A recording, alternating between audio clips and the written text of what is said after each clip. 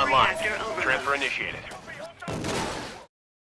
Do I like Titanfall? Yes. Do I love Titanfall? No.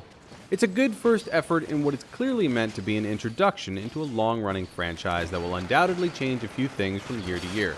Maybe next year it'll have you destroying zombies.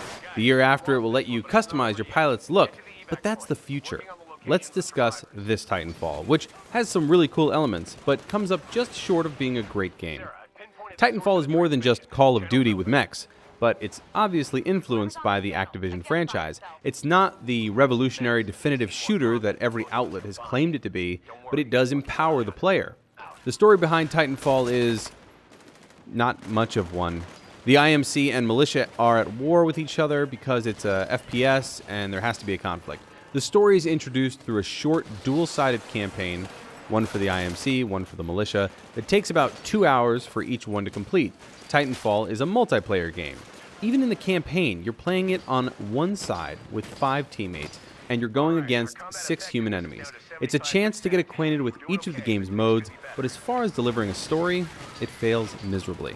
I couldn't begin to tell you why the two sides are going at each other, but it doesn't really matter because no one cares. They just want to play the game, so why even have a story? Titanfall has as deep a story as Mag did.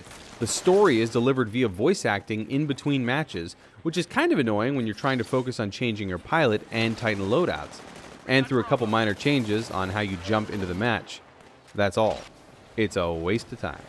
That said, once you're into the match, you're having fun. I said that Titanfall empowers the player.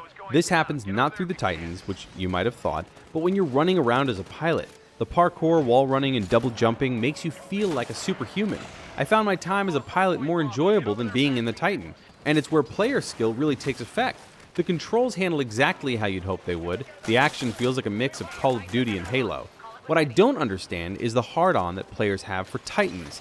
Sure, playing in a Titan is not only cool, but needed when you're going up against multiple enemy Titans. But you know what's cooler than fighting in a Titan? Jumping onto one and taking it down as a pilot. It's not some existential moment when you call a Titan down. It's just another tool to help you achieve victory.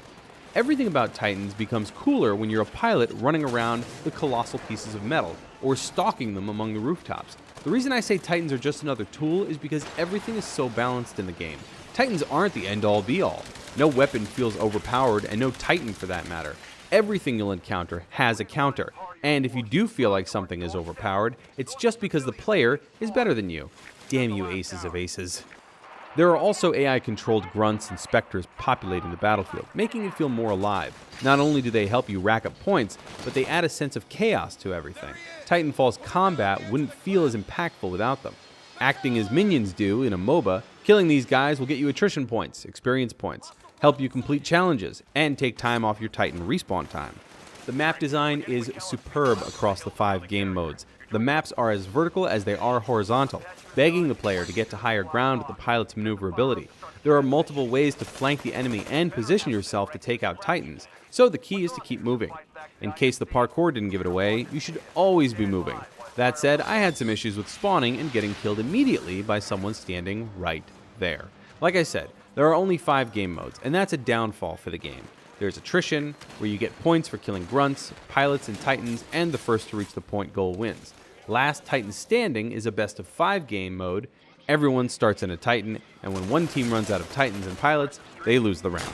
Hardpoint Domination is your typical hold this capture point and get points for it until you win mode. There's a Capture the Flag mode, and then there's Pilot Hunter, where only killing pilots will give you points. Titanfall will need to add more modes to keep the attention of FPS fans that are used to a robust selection.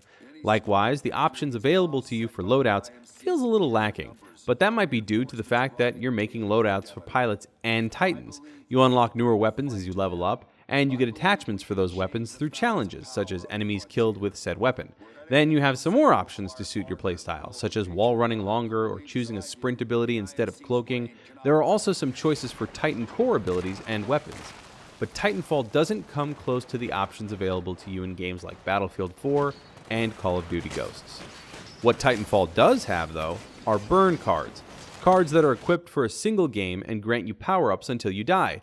Some burn cards make you run faster, some give you more XP for shooting pilots, and some give you amped versions of your weapons. They're unlocked by completing challenges and earning levels. The real strategy comes in deciding when in a match to use a burn card. It's a different element for an FPS and another tool in the Batman utility belt for every Titanfall player.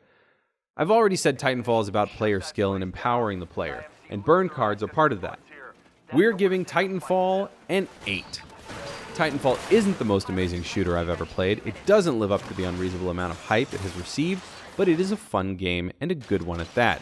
What it lacks in depth and variety, it makes up for in map design, maneuverability, action, and balance. Titanfall is probably the most balanced and versatile shooter that equips players with multiple tools to get the job done. It's a really good first entry into a franchise that has a bright future, and I look forward to what Respawn Entertainment has planned for it. For the latest in gaming news, reviews, tips, cheats, walkthroughs, and more, go to GameZone.com.